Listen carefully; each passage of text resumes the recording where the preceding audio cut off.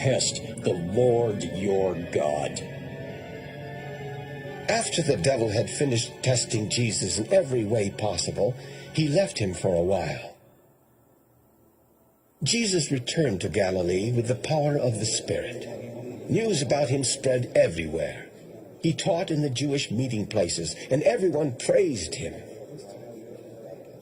Jesus went back to Nazareth, where he had been brought up, and as usual, he went to the meeting place on the Sabbath. When he stood up to read from the Scriptures, he was given the book of Isaiah the prophet. He opened it and read, "The Lord's Spirit has come to me, because he has chosen me to tell the good news to the poor. The Lord has sent me to announce freedom for prisoners, to give sight to the blind, to free everyone who suffers, and to say, 'This is the year the Lord has chosen.'" Jesus closed the book, then handed it back to the man in charge and sat down. Everyone in the meeting place looked straight at Jesus. Then Jesus said to them, "What you have just heard me read has come true today." All the people started talking about Jesus and were amazed at the wonderful things he said.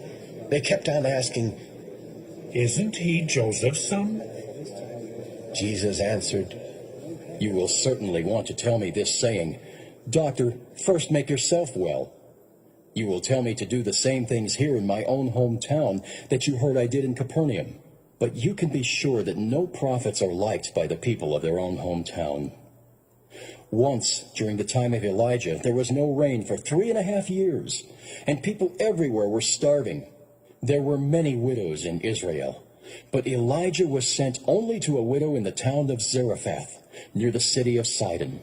During the time of the prophet Elisha, many men in Israel had leprosy, but no one was healed, except Naaman, who lived in Syria. When the people in the meeting place heard Jesus say this, they became so angry that they got up and threw him out of town. They dragged him to the edge of the cliff on which the town was built, because they wanted to throw him down from there. But Jesus slipped through the crowd and got away. Jesus went to the town of Capernaum in Galilee and taught the people on the Sabbath. His teaching amazed them because he spoke with power. There in the Jewish meeting place was a man with an evil spirit. He yelled out, "Hey, Jesus of Nazareth, what do you want with us? Are you here to get rid of us? I know who you are. You are God's Holy One." Jesus ordered the evil spirit to be quiet and come out. The demon threw the man to the ground in front of everyone and left without harming him. They all were amazed and kept saying to each other, "What kind of teaching is this? He has power to order evil spirits out of people." News about Jesus spread all over that part of the country. Jesus left the meeting place and went to Simon's home. When Jesus got there, he was told that Simon's mother-in-law was sick with a high fever. So Jesus went over to her and ordered the fever to go away. Right then she was able to get up and serve them. After the sun had set, people with all kinds of diseases were brought to Jesus. He put his hands on each one of them and healed them. Demons went out of many people and shouted, "You are the Son of God!" But Jesus ordered the demons not to speak because they knew he was the Messiah. The next morning, Jesus went out to a place where he could be alone, and crowds came looking for him. When they found him, they tried to stop him from leaving. But Jesus said, "People in other towns must hear the good news about God's kingdom. That's why I was sent." So he kept on preaching in the Jewish meeting places in Judea. Luke 5. Jesus was standing on the shore of Lake Gennesaret, teaching the people as they crowded around him to hear God's message. Near the shore, he saw 2 boats left there by some fishermen who had gone to wash their nets. Jesus got into the boat that belonged to Simon and asked him to row it out a little way from the shore. Then Jesus sat down in the boat to teach the crowd. When Jesus had finished speaking, he told Simon, "Row the boat out into the deep water and let your nets down to catch some fish." Master, Simon answered, we have worked hard all night long and have not caught a thing. But if you tell me to, I will let the nets down. They did it and caught so many fish that their nets began ripping apart. Then they signaled for their partners in the other boat to come and help them. The men came, and together they filled the two boats so full that they both began to sink. When Simon Peter saw this happen, he kneeled down in front of Jesus and said, Lord, don't come near me. I am a sinner. Peter and everyone with him were completely surprised at all the fish they had caught. His partners James and John, the sons of Zebedee, were surprised too. Jesus told Simon, Don't be afraid. From now on, you will bring in people instead of fish. The men pulled their boats up on the shore. Then they left everything and went with Jesus. Jesus came to a town where there was a man who had leprosy. When the man saw Jesus, he kneeled down to the ground in front of Jesus and begged, Lord, you have the power to make me well, if only you wanted to. Jesus put his hand on him and said, I do want to. Now you are well. At once the man's leprosy disappeared. Jesus told him, Don't tell anyone about this, but go and show yourself to the priest. Then take a gift to the temple, just as Moses commanded, and everyone will know that you have been healed. News about Jesus kept spreading. Large crowds came to listen to him teach and to be healed of their diseases. But Jesus would often go to some place where he could be alone and pray. One day, some Pharisees and experts in the law of Moses sat listening to Jesus teach. They had come from every village in Galilee and Judea and from Jerusalem. God had given Jesus the power to heal the sick, and some people came carrying a crippled man on a mat. They tried to take him inside the house and put him in front of Jesus, but because of the crowd, they could not get him to Jesus. So they went up on the roof, where they removed some tiles and let the mat down in the middle of the room. When Jesus saw how much faith they had, he said to the crippled man, My friend, your sins are forgiven. The Pharisees and the experts began arguing. Jesus must think he is God. Only God can forgive sins. Jesus knew what they were thinking, and he said, Why are you thinking that? Is it easier for me to tell this crippled man that his sins are forgiven, or to tell him to get up and walk? But now you will see that the Son of Man has the right to forgive sins here on earth. Jesus then said to the man, Get up, pick up your mat and walk home. At once the man stood up in front of everyone.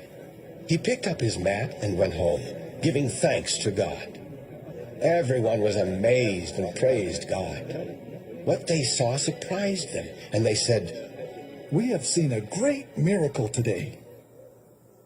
Later, Jesus went out and saw a tax collector named Levi sitting at the place for paying taxes. Jesus said to him, Come with me. Levi left everything and went with Jesus. In his home, Levi gave a big dinner for Jesus. Many tax collectors and other guests were also there. The Pharisees and some of their teachers of the law of Moses grumbled to Jesus' disciples. Why do you eat and drink with those tax collectors and other sinners? Jesus answered, Healthy people don't need a doctor, but sick people do. I didn't come to invite good people to turn to God. I came to invite sinners. Some people said to Jesus, John's followers often pray and go without eating, and so do the followers of the Pharisees. But your disciples never go without eating or drinking. Jesus told them, The friends of a bridegroom don't go without eating while he is still with them. But the time will come when he will be taken from them. Then they will go without eating. Jesus then told them these sayings. No one uses a new piece of cloth to patch old clothes. The patch would shrink and make the hole even bigger. No one pours new wine into old wineskins. The new wine would swell and burst the old skins. Then the wine would be lost, and the skins would be ruined. New wine must be put only into new wineskins. No one wants new wine after drinking old wine. They say, the old wine is better. Luke 6. One Sabbath, when Jesus and his disciples were walking through some wheat fields, the disciples picked some wheat. They rubbed the husks off with their hands and started eating the grain. Some Pharisees said, "Why are you picking grain on the Sabbath? You're not supposed to do that." Jesus answered, You surely have read what David did when he and his followers were hungry. He went into the house of God and took the sacred loaves of bread that only priests were supposed to eat. He not only ate some himself, but even gave some to his followers. Jesus finished by saying, The Son of Man is Lord over the Sabbath. On another Sabbath, Jesus was teaching in a Jewish meeting place, and a man with a crippled right hand was there. Some Pharisees and teachers of the law of Moses kept watching Jesus to see if he would heal the man. They did this because they wanted to accuse Jesus of doing something wrong. Jesus knew what they were thinking, so he told the man to stand up where everyone could see him. And the man stood up. Then Jesus asked the people, On the Sabbath, should we do good deeds or evil deeds? Should we save someone's life or destroy it? After he had looked around at everyone, he told the man, Stretch out your hand. He did, and his bad hand became completely well. The teachers and the Pharisees were furious and started saying to each other, What can we do about Jesus? About that time, Jesus went off to a mountain to pray, and he spent the whole night there. The next morning, he called his disciples together and chose 12 of them to be his apostles. One was Simon, and Jesus named him Peter. Another was Andrew, Peter's brother. There were also James, John, Philip, Bartholomew, Matthew, Thomas, and James, the son of Alphaeus. The rest of the apostles were Simon, known as the Eager One, Jude, who was the son of James, and Judas Iscariot, who later betrayed Jesus. Jesus and his apostles went down from the mountain and came to some flat, level ground. Many other disciples were there to meet him. Large crowds of people from all over Judea, Jerusalem, and the coastal cities of Tyre and Sidon were there too. These people had come to listen to Jesus and to be healed of their diseases. All who were troubled by evil spirits were also healed. Everyone was trying to touch Jesus, because power was going out from him and healing them all. Jesus looked at his disciples and said, God will bless you people who are poor. His kingdom belongs to you. God will bless you hungry people. You will have plenty to eat. God will bless you people who are crying. You will laugh. God will bless you when others hate you and won't have anything to do with you. God will bless you when people insult you and say cruel things about you, all because you are a follower of the Son of Man. Long ago, your own people did these same things to the prophets. So when this happens to you, be happy and jump for joy. You will have a great reward in heaven. But you rich people are in for trouble. You have already had an easy life. You well-fed people are in for trouble. You will go hungry. You people who are laughing now are in for trouble. You are going to cry and weep. You are in for trouble when everyone says good things about you. That is what your own people said about those prophets who told lies. This is what I say to all who will listen to me. Love your enemies and be good to everyone who hates you. Ask God to bless anyone who curses you and pray for everyone who is cruel to you. If someone slaps you on one cheek, don't stop that person from slapping you on the other cheek. If someone wants to take your coat, don't try to keep back your shirt. Give to everyone who asks, and don't ask people to return what they have taken from you. Treat others just as you want to be treated. If you love only someone who loves you, will God praise you for that? Even sinners love people who love them. If you are kind only to someone who is kind to you, will God be pleased with you for that? Even sinners are kind to people who are kind to them. If you lend money only to someone you think will pay you back, Will God be pleased with you for that? Even sinners lend to sinners because they think they will get it all back. But love your enemies and be good to them. Lend without expecting to be paid back. Then you will get a great reward, and you will be the true children of God in heaven. He is good even to people who are unthankful and cruel. Have pity on others, just as your Father has pity on you. Jesus said, Don't judge others, and God will not judge you. Don't be hard on others, and God will not be hard on you.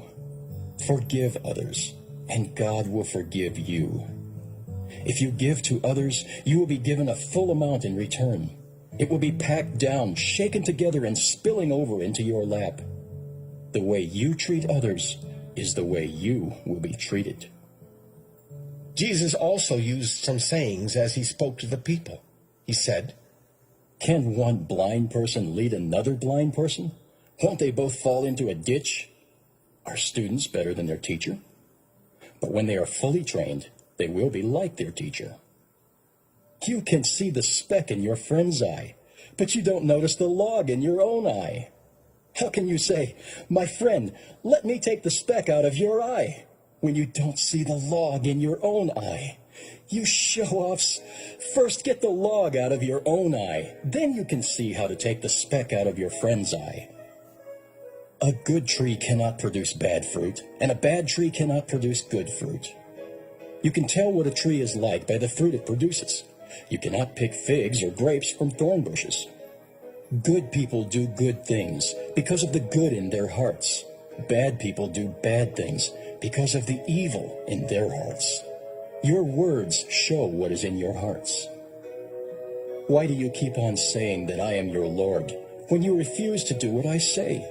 Anyone who comes and listens to me and obeys me is like someone who dug down deep and built a house on solid rock. When the flood came and the river rushed against the house, it was built so well that it didn't even shake. But anyone who hears what I say and doesn't obey me is like someone whose house was not built on solid rock. As soon as the river rushed against that house, it was smashed to pieces. Luke 7. After Jesus had finished teaching the people, he went to Capernaum. In that town, an army officer's servant was sick and about to die. The officer liked this servant very much, and when he heard about Jesus, he sent some Jewish leaders to ask him to come and heal the servant. The leaders went to Jesus and begged him to do something. They said, This man deserves your help. He loves our nation and even built us a meeting place. So Jesus went with them. When Jesus was not far from the house, the officer sent some friends to tell him, Lord, don't go to any trouble for me. I am not good enough for you to come into my house, and I am certainly not worthy to come to you. Just say the word, and my servant will get well. I have officers who give orders to me, and I have soldiers who take orders from me. I can say to one of them, Go, and he goes. I can say to another, Come, and he comes. I can say to my servant, Do this, and he will do it. When Jesus heard this, he was so surprised that he turned and said to the crowd following him, In all of Israel, I've never found anyone with this much faith. The officer's friends returned and found the servant well. Soon Jesus and his disciples were on their way to the town of Nain, and a big crowd was going along with them. As they came near the gate of the town, they saw people carrying out the body of a widow's only son. Many people from the town were walking along with her. When the Lord saw the woman, he felt sorry for her and said, Don't cry. Jesus went over and touched the stretcher on which the people were carrying the dead boy. They stopped, and Jesus said, Young man, get up. The boy sat up and began to speak. Jesus then gave him back to his mother. Everyone was frightened and praised God. They said, A great prophet is here with us. God has come to his people. News about Jesus spread all over Judea and everywhere else in that part of the country. John's followers told John everything that was being said about Jesus. So he sent two of them to ask the Lord, Are you the one we should be looking for? Or must we wait for someone else? When these messengers came to Jesus, they said, John the Baptist sent us to ask, are you the one we should be looking for? Or are we supposed to wait for someone else? At that time, Jesus was healing many people who were sick or in pain or were troubled by evil spirits, and he was giving sight to a lot of blind people. Jesus said to the messengers sent by John, Go and tell John what you have seen and heard. Blind people are now able to see, and the lame can walk. People who have leprosy are being healed, and the deaf can now hear. The dead are raised to life, and the poor are hearing the good news. God will bless everyone who does not reject me because of what I do. After John's messengers had gone, Jesus began speaking to the crowds about John. What kind of person did you go out to the desert to see? Was he like tall grass blown about by the wind? What kind of man did you really go out to see? Was he someone dressed in fine clothes? People who wear expensive clothes and live in luxury are in the king's palace. What then did you go out to see? Was he a prophet? He certainly was. I tell you that he was more than a prophet. In the scriptures, God calls John his messenger and says, I am sending my messenger ahead of you to get things ready for you. No one ever born on this earth is greater than John. But whoever is least important in God's kingdom is greater than John. Everyone had been listening to John. Even the tax collectors had obeyed God and had done what was right by letting John baptize them. But the Pharisees and the experts in the law of Moses refused to obey God and be baptized by John. Jesus went on to say, What are you people like? What kind of people are you? You are like children sitting in the market and shouting to each other, We played the flute, but you would not dance. We sang a funeral song, but you would not cry. John the Baptist did not go around eating and drinking, and you said, John has a demon in him. But because the Son of Man goes around eating and drinking, you say, Jesus eats and drinks too much. He is even a friend of tax collectors and sinners. Yet, wisdom is shown to be right by what its followers do. A Pharisee invited Jesus to have dinner with him. So Jesus went to the Pharisee's home and got ready to eat. When a sinful woman in that town found out that Jesus was there, she bought an expensive bottle of perfume. Then she came and stood behind Jesus. She cried and started washing his feet with her tears and drying them with her hair. The woman kissed his feet and poured the perfume on them. The Pharisee who had invited Jesus saw this and said to himself, If this man really were a prophet, he would know what kind of woman is touching him. He would know that she is a sinner. Jesus said to the Pharisee, Simon, I have something to say to you. Teacher, what is it? Simon replied. Jesus told him, 2 people were in debt to a moneylender. One of them owed him 500 silver coins, and the other owed him 50. Since neither of them could pay him back, the moneylender said that they didn't have to pay him anything. Which one of them will like him more? Simon answered, I suppose it would be the one who had owed more and didn't have to pay it back. You are right, Jesus said. He turned toward the woman and said to Simon, Have you noticed this woman? When I came into your home, you didn't give me any water so I could wash my feet. But she has washed my feet with her tears and dried them with her hair. You didn't greet me with a kiss, but from the time I came in, she has not stopped kissing my feet. You didn't even pour olive oil on my head, but she has poured expensive perfume on my feet. So I tell you that all her sins are forgiven, and that is why she has shown great love. But anyone who has been forgiven only a little will show only a little love. Then Jesus said to the woman, Your sins are forgiven. Some other guests started saying to one another, Who is this who dares to forgive sins? But Jesus told the woman, Because of your faith, you are now saved. May God give you peace. Luke 8. Soon after this, Jesus was going through towns and villages, telling the good news about God's kingdom. His 12 apostles were with him, and so were some women who had been healed of evil spirits and all sorts of diseases. One of the women was Mary Magdalene, who once had 7 demons in her. Joanna, Susanna, and many others had also used what they owned to help Jesus and his disciples. Joanna's husband, Chuza, was one of Herod's officials. When a large crowd from several towns had gathered around Jesus, he told them this story. A farmer went out to scatter seed in a field. While the farmer was doing it, some of the seeds fell along the road and were stepped on or eaten by birds. Other seeds fell on rocky ground and started growing, but the plants did not have enough water and soon dried up. Some other seeds fell where thorn bushes grew up and choked the plants. The rest of the seeds fell on good ground, where they grew and produced 100 times as many seeds. When Jesus had finished speaking, he said, "If you have ears, pay attention." Jesus' disciples asked him what the story meant, so he answered, "I have explained the secrets about God's kingdom to you, but for others I can only use stories. These people look, but they don't see, and they hear, but they don't understand. This is what the story means.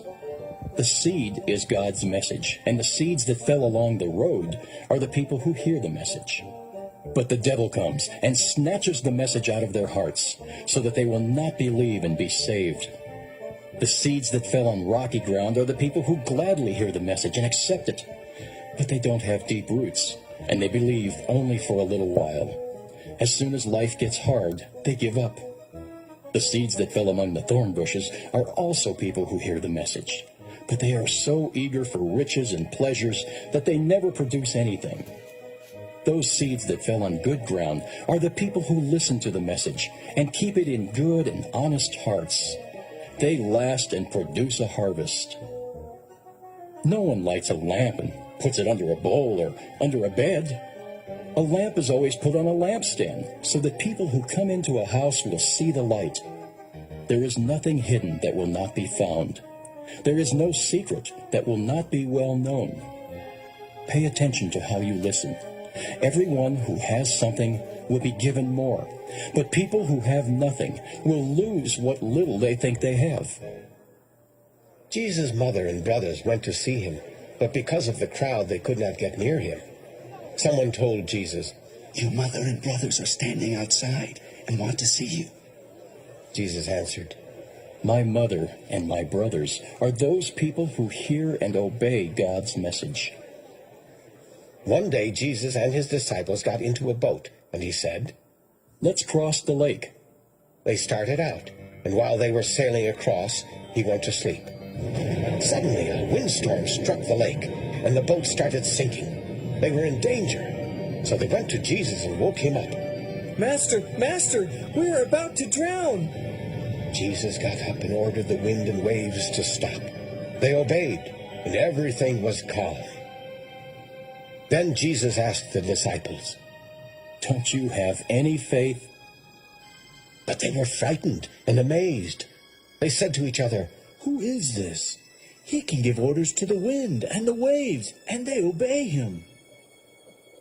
Jesus and his disciples sailed across Lake Galilee and came to shore near the town of Gerasa. As Jesus was getting out of the boat, he was met by a man from that town. The man had demons in him. He had gone naked for a long time and no longer lived in a house, but in the graveyard. The man saw Jesus and screamed. He kneeled down in front of him and shouted, "Jesus, Son of God in heaven, what do you want with me? I beg you not to torture me." He said this because Jesus had already told the evil spirit to go out of him. The man had often been attacked by the demon, and even though he had been bound with chains and leg irons and kept under guard, he smashed whatever bound him. Then the demon would force him out into lonely places.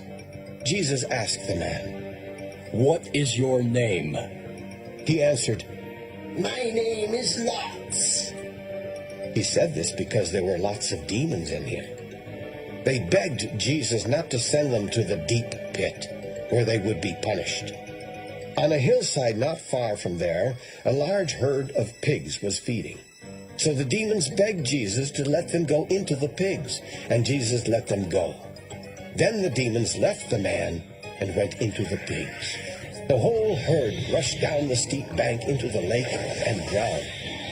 When the men taking care of the pigs saw this, they ran to spread the news in the town and on the farms. But people went out to see what had happened. And when they came to Jesus, they also found the man. The demons had gone out of him, and he was sitting there at the feet of Jesus. He had clothes on and was in his right mind, but the people were terrified. Then all who had seen the man healed told about it. Everyone from around Gerasa begged Jesus to leave because they were so frightened. When Jesus got into the boat to start back, the man who had been healed begged to go with him. But Jesus sent him off and said, "Go back home and tell everyone how much God has done for you." The man then went all over town, telling everything that Jesus had done for him. All right. So we just stopped at Luke 8 and 40. We stopped at 39. We stopped at 39, or Luke, we stopped at 39. So the next verse would have been 40. Wow.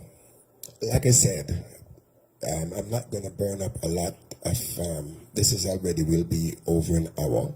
So I trust that, I want to stop here and trust that you will get the grasp. You can finish, read the book of Luke. Now, keep in mind, you probably will get also a greater sense of the word if you read King James Version.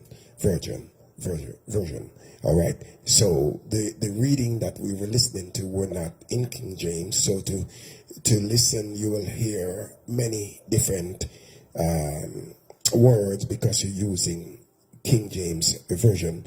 I would encourage you to do that, or whatever serve you best. Well, we have came a very long way, and I do not wish to burn up any more time. I know this was really laid on my heart from the very how it begins. All right, how it begins. Of course, you can see there. Yesterday, while I was at the altar praying, I couldn't help but to say, just shouting out, "The Lord of my altar, the Lord of my altar, my Lord of the altar." I guess I should say that. My Lord of the altar. All right. Listen, I don't want to go any further in the sense of, I would want to go further, but in this, the reading is so beautiful, but in the sense of not burning up any more time, I would like to say to each and every one of you, I trust that you have accepted the words in which you have heard, and they may have done something wonderful for you. Have yourself a very Merry Christmas wherever you are. Indeed, you're listening to the voice of Minister Errol Trench from Trench Altar Ministry. His circumstances change. May God ever bless and keep you. May He make His face to shine upon you. Let this very Christmas day bring joy and happiness into your home, into the home of your family, into your life. Not only today, but henceforth. I trust that you will believe in the word in which you have heard, and I trust that you will seek to know more about the man in whom Luke spoke so eloquently about. May God ever bless you. May God guide you, protect you, and keep you. You and your family, you and your household. May His eyes and His face shine upon you forever. Again, you're listening to the voice of Minister Errol Trench from Trench Altar Ministry, a circumstances changer, and your circumstances can be changed. Have yourself a very Merry Christmas and a Happy New Year when it comes. God bless you so much. Have yourself a great day. Merry Christmas.